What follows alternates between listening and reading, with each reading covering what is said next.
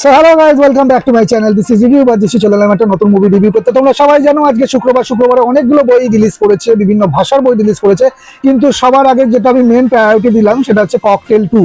হ্যাঁ, সেই 2012 সালে সাইফ আলী খান, ডায়ানা পেন্টি, দীপিকা পাডুকোন যে মুভিটা ছিল, সেই 2012 ককটেল। এটা একটা স্পিরিচুয়াল সিকুয়েল, ঠিক আছে? এটা বলা বাহুল্যই, তোমরা ট্রেলার দেখেও বুঝতে পেরে গেছো, গান ফান দেখেই বুঝতে পেরে গেছো এটা আগের মুভির সাথে কোনো রকম কন্টিনিউশন নেই, নতুন কাস্ট নিয়ে, কিন্তু পরিচালক কিন্তু সেই হোমি আদাজানিয়া।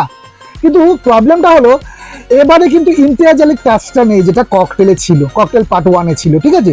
ওভারঅল মুভিটা কেমন লাগলো তারই একটা ছেঁড়াকাটা করবো, কিন্তু সবার আগে বলে দিয়ে এই মুভিটা কিন্তু এ সার্টিফিকেট পেয়েছে সিবিএসসি থেকে। তো বোঝাই যাচ্ছে এবারে সিচুয়েশনশিপ, আজকের যুগে সিচুয়েশনশিপ, রিলেশনশিপ এবং এই যে মডার্ন ডেটিং এর যে জটিলতা, সেগুলোকে খুব খোলামেলাভাবে কিন্তু দেখানো হয়েছে। আর এই থ্রিসাম বলতে পারি, ঠিক আছে? মুভিটা কিন্তু অনেক কিছু কিন্তু বোল্ড আছে, তো ফ্যামিলি নিয়ে দেখবার মতো মুভি একেবারেই এটা নয়। A certificate movie. তো অল ওভার মুভিটা কেমন লাগলো তারই একটা ছেড়াকাটা করবো। তো সবার আগে একটা দুঃখের কাহিনী বলে দিই। দুঃখ বলবো না, কিন্তু দেখো, এতদিন ধরে বাড়িতে বসে বসে মুভি দেখছিলাম, রিভিউ করছিলাম, অনলাইন ছিল, ওটিটিতে বিভিন্ন কন্টেন্ট ছিল, তখন আকাশ পরিষ্কার ছিল। আর আজকে শুক্রবার, যখন আমি বাইরে বেরিয়ে হলে যাব, তখনই মারাত্মক বৃষ্টি, আমি ভিজে পুরো হলে গেছি। আর হলে এসি ঠান্ডায়, মানে কি বলবো, যাচ্ছে তাই অবস্থা। এমনিতে আমার একটু ভিজে জিনিস পরে থাকতে অসুবিধা হয়, কিছু করার ছিল না।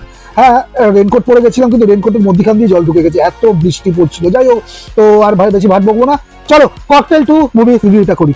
চলো রিভিউ করি। দেখো, এবার বলি এই মুভিটার গল্পটা ছোট করে স্পয়লার ফ্রি ভাবে বলারই চেষ্টা করবো, যেটা প্রত্যেক মুভি বা সিরিজের রিভিউ ক্ষেত্রে আমি করে থাকি। কিন্তু এখানে এই মুভির গল্পে আমি কি স্পয়লার ফ্রি ভাবে বলার চেষ্টা করবো, কারণ মেকার্সরাই তো ট্রেলারে অনেকটাই গিভওয়ে করে দিচ্ছে মুভিটা কেমন হতে পারে। তাও যদি ছোট করে রাগঢাক করে বলি, দেখো, একটা ট্রায়াঙ্গেল লাভ স্টোরি বা ত্রিকোণ প্রেমের গল্প এই মুভিটা। তবে সেটা পরিবেশন করা হয়েছে একদম জেনজি স্টাইলে। শাহিদ কাপুরের চরিত্রটা এখানে একটা কনফিউজ লাভার বয়ের, যে পরিস্থিতির চাপে পড়ে একই সাথে কৃতি এবং রাশ্মিকা চরিত্রের মাঝে ফেসে যায়। বন্ধুত্ব থেকে প্রেম, আর সেই প্রেম থেকে তৈরি হওয়া চরম হাহাকার আর ক্যাওস, এই নিয়ে সিনেমা। কারোর মনে খাঁটি ভালোবাসা আছে, কেউ আবার মডার্ন সম্পর্কের জটিলতায় অন্ধ। শেষ পর্যন্ত শাহিদ তাকে বেছে নেবে, আর সেই সম্পর্কটা ককটেল কতটাই তেতো বা মিষ্টি হবে, সেটাই কিন্তু 2.5 ঘন্টার এই সিনেমার মূল উপযোগ্য। জানতে হলে দেখতে হবে ককটেল 2। চলে যাও নিজস্ব প্রেক্ষাগৃহে, তোমাদের কাছাকাছি যেটা আছে। এবার চলে আসি এই মুভিতে কি কি আমার পজিটিভ লেগেছে, যেটা আমার ট্রেলার বা এই মুভির টিজার বা এই মুভির বিভিন্ন সঙ্গে যেটা স্পষ্ট ছিল, সেটাই এই মুভির সবচেয়ে পজিটিভ দিক। ফার্স্ট পজিটিভ দিক, কৃতি সানন। এক কথা বলতে পারে, দেখো, আমি কৃতি সাননের বিশাল বড় ফ্যান, এটা বলতে, আর আলিয়া ভাটেরও। তো এখন কৃতি সাননের কথা যদি বলি, এই মুভিতে, এই সিনেমার আসল প্রাণ তিনি। স্ক্রিনে তার গ্ল্যামার যেমন চোখ ধাঁধানো, তেমনি ইমোশনাল সিনগুলোতেও সে ফাটিয়ে অভিনয় করেছে। কঠিন দৃশ্যগুলোকে যে খুব সহজভাবে সে তুলে ধরেছে এবং পুরো মুভিতে একাই টেনে নিয়ে গেছে বলা যায়। হ্যাঁ, এই কথাটা বলছি রাশ্মিকা মান্দানা এবং শাহিদ কাপুরের মতো ওর খাওয়া অ্যাক্ট্রেসরা থাকলেও কৃতি লাইমলাইট খেয়ে নিয়েছে প্রথম থেকেই। আর প্রীতমের মিউজিক আর অরিজিৎ সিং এর গলা সিনেমাটা একটা মস্ত বড় প্লাস পয়েন্ট। গানগুলো সিনেমা হলের বাইরেও কিন্তু মাথায় থেকে যায়। যারা বলবে এই ধরনের গান আমার ভালো লাগে না, এই ধরনের গান আমার বাইরে বেরিয়েছে, ভুলে গেছি, ফালতু কথা বলছে, বা ওই ধরনের গান তাদের যোগ্য না। জেনজি মুভি দেখতে যাচ্ছ, গানগুলো জেনজি হবে, তো ভালো লেগেছে গানগুলো। গানগুলো সিনেমা হলের বাইরে মাথায় থেকে যাবে, যেটা বললাম। আর সিসিলি, দিল্লি এবং গুরুগ্রামের লোকেশনগুলো কিন্তু দেখতে গ্ল্যামারাস লেগেছে, চোখ জুড়িয়ে যাওয়ার মতো। সিনেমাটোগ্রাফির কাজ ব্যাপক হয়েছে, আমার তো ভালো লেগেছে। আর সিনেমার শেষের দিকের কিছু ইমোশনাল ড্রামা কিন্তু বেশ জমজমাট। বিশেষ করে শাহিদের সাথে কৃতির একটা মন ভাঙার দৃশ্য আছে, বেশি স্পয়লার দেবো না, সেটা কিন্তু তোমাদের দর্শক হিসেবে কিন্তু টাচ করবে, হাত টাচ করবে। এবার চলে আসি এই মুভির কিছু নেগেটিভ দিকে, যেটা অনেকগুলো আছে। দেখো, সিনেমাটার সবচেয়ে বড় গলদ হচ্ছে এর স্ক্রিপ্ট।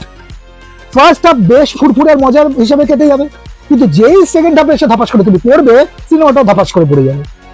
সেকেন্ড হাফটা টেনে লম্বা করা হয়েছে, রান টাইম প্রায় 150 মিনিট, মানে 2.5 ঘন্টার সমান। কিছু কিছু সিন এত অদ্ভুত আর অবাস্তব লাগে যে মনে হবে জাস্ট জুহু বান্দ্রা ধনী ঘরের ছেলে মেয়েদের জীবন দেখানোর জন্যই জোর করে সিনগুলো ঢোকানো হয়েছে। সাধারণ মানুষের জীবনের সাথে কোনো মিল নেই, তো রিলেট করতে পারবে না সেই জায়গাগুলো। এবার আসি রাশ্মিকা মান্দানার ব্যাপারে, যেটা প্রত্যেক মুভিতেই তার থেকে যায়। দুই একটা মুভি যেটা হালে সে করেছে, সেই মুভিগুলোকে বাদ দিলে অ্যাকসেন্ট রাশ্মিকা এই ক্যারেক্টারে অনেকটাই মিসকাস্ট এবং বেমানান লেগেছে। আর তার হিন্দি বলার কায়দা, অ্যাকসেন্ট অনেক জায়গায় কানের কাছে বেশ খটকা লাগে, কিছুতেই জিনিসটাকে তুমি ইগনোর করতে পারবে না, এবং লাউড মনে হয় সেই জায়গাগুলো, যখন সে ইমোশনালি কানেক্ট তৈরি করতে চেষ্টা করে, তো সেই জায়গাগুলোতে কিন্তু কানেকশনটা কেটে যায়, কারণ লাউড হয়ে যাচ্ছে। অ্যাকসেন্ট গুলো তামিল মানে তামিল বলবো না, সাউথের মতো লাগছে, এই জায়গাগুলো কিন্তু মানে এখনো পর্যন্ত অ্যাকশন সে ঠিক করতে পারলো না। আমাদের দেব দেব কিন্তু চলিত ভাষা ঠিকঠাক মতো শিখে ফেলেছে, এখন তাকে উচ্চারণ নিয়ে খুব একটা ট্রোল হয় না, কিন্তু রশ্মিকার ক্ষেত্রে কিন্তু এটা রয়ে গেল এখনো পর্যন্ত। আরো একটা যেটা মানে নেগেটিভ ইস্যু আমার লেগেছে, দেখো শাহিদ একজন ব্যাপক অভিনেতা, এই বিষয়ে সন্দেহ নেই, কিন্তু শাহিদের মতো অভিনেতার করার মতো এই চরিত্রে খুব বেশি কিছু ছিলই না। কোনো কোনো কমেডি বা কনফিউশনের দৃশ্যে সে এতটাই ওভার অ্যাক্টিং করে ফেলেছে যে দেখতে কিন্তু একটু অস্বস্তি লাগছিল আমার। 2012 সালের ককটেলে সাইফ আলী খান কতটা ন্যাচারাল ছিল বলতো, তার সেই গফিনেস বোর্ড বা পাগলামি ছিল, সেগুলো কিন্তু দারুণ লেগেছিল। এখানে শাহিদ সেটা মিস করে ফেলেছে এই ক্যারেক্টারটা কিন্তু সিমিলার ওই টাইপেরই, কিন্তু যেটা বললাম সাইফ আলী খানের মতো কিন্তু ধারে কাছে যেতে পারিনি। আর আরো একটা সবচেয়ে বড় যেটা বিগ ইস্যু এবার বলছি, দেখো এই সিনেমার আত্মা মিসিং। যে কোনো সিনেমা বলো, যে কোনো সিরিজ বলো, একটা সোল হয়তো, যে সোলের সাথে আমরা কানেকশন সরাসরি করি। সিনেমাটা দেখতে ভীষণ চকচকে, জামা কাপড় সুন্দর, গানগুলো ভালো, সিনেমাটোগ্রাফি ভালো, কিন্তু মন থেকে যে একটা ফিল আসার কথা না, সেটা কোথাও তৈরি হয় না, খুব কম সেটা। কানেকশন হতে হতে হতে কেটে গেল, হতে হতে কেটে গেল, এরকম একটা ব্যাপার। ঠিক আছে, একটা মুভির সাথে যখন পাবলিক বা অডিয়েন্স যখন কানেকশনই করতে পারবে না, তখন কিন্তু খুব মুশকিল। এই ধরনের রোমান্টিক ড্রামার ক্ষেত্রে আমরা অনেক ধরনের স্ল্যাশার মুভি বা সেই ধরনের মুভি দেখি যেগুলো আমাদের গিল্টি প্লেজার দেয়, সেই জায়গাগুলোতে ক্যারেক্টার ডেভেলপমেন্টের দরকার পড়ে না, আমরা গিল্টি প্লেজার নিতেই যাই এবং সেই জায়গাগুলো আমরা দেখে আনন্দ বোধ করি, কিন্তু সেটা তো এই মুভি তো সেই মুভি নয়। তো এইখানে রোমান্টিক ড্রামা, যেহেতু ড্রামাটা তো ওয়ার্ক করতে হবে, আর ড্রামা ওয়ার্ক করার জন্য যারা ড্রামাটা পুল আপ করছে তাদের সাথে তো আমাদের কানেকশন বিল্ড হতে হবে। 2.5 ঘন্টা ধরে তোমরা আমাকে মানে মেকার্সদের কথা বলছি, সিটের মধ্যে বসিয়ে রেখে দিয়েছো, কিন্তু কানেকশন বিল্ড হচ্ছে না, তখন কিন্তু বোরিংনেস আসাটা বাধ্য। একটা গভীরতা বা ইমোশনাল কানেকশন ছিলই না এই মুভিতে। ঠিক আছে, আর এটা মানে পুরো যেটা বললাম, যে প্রথমেই বললাম যেটা, যে আত্মা গায়েব এই মুভিটা থেকে, যেটা ককটেল 2012 সালে যে আত্মা, যে সোল, যে ফিল গুড ব্যাপারটা ছিল, পুরোপুরি মিসিং এই মুভিতে। এটা জেনজি ভাইব বেশি দেখাতে গিয়ে কিন্তু এই জিনিসটা আলোকপাত করাই হয়নি, মেকার্স এই দিকটা দেখেইনি, যেটা খুব খারাপ লাগলো।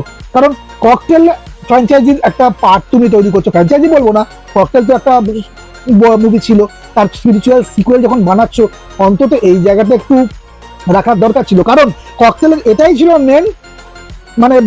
মেন জায়গা ছিল, যে অডিয়েন্সকে কানেক্ট খুব তাড়াতাড়ি করতে ফেলেছিল ওই 3টে চরিত্রের সাথে, যেটা এখানে অভাব হয়ে গেছে। কৃতি সানন অনেকটা টেনে দিয়েছে, যেটা আমি পজিটিভ দিকে বললামই, কিন্তু বাকি দুজন তো হালকা করে দিয়ে দিয়েছে বলবোই, বিশেষ করে রশ্মিকা মান্দানা মিসকাস্ট ছিল, অন্য কাউকে রাখা যেতে পারতো। আমার পুরো মুভিটা দেখার সময় বারবার এটা মনে হচ্ছিল।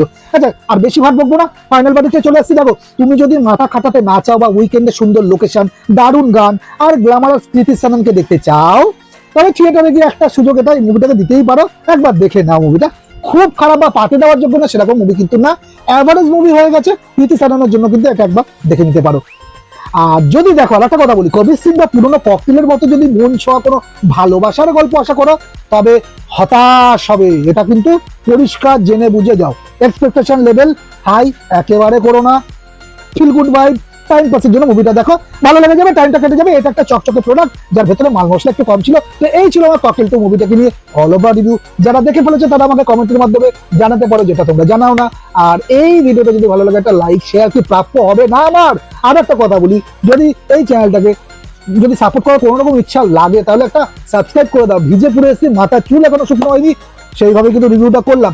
যাই হোক, দেখা হচ্ছে খুব তাড়াতাড়ি নতুন একটা ভিডিও নিয়ে। অনেকগুলো কন্টেন্ট হলে চলে এসেছে, দেখো ওটিটি কন্টেন্ট, অনলাইন কন্টেন্ট অনেকগুলো এখনো পেন্ডিং আছে, যেগুলো আমার করা বাকি আছে, কিন্তু থিয়েটারের জিনিসগুলোকে আমাকে তাড়াতাড়ি করতে হবে, কারণ কখন কোন শো মিস অফ হয়ে যাবে, তারপর আমি তার রিভিউ করতে পারবো না, আমাকে আবার অপেক্ষা করতে হবে কবে অনলাইন বা ওটিটিতে আসবে। যাই হোক, বেশি ভাববো না, অনেকটা বড় রিভিউ হয়ে গেল। দেখা হচ্ছে নেক্সট ভিডিওতে, ততক্ষণ ভালো থাকো, টাটা।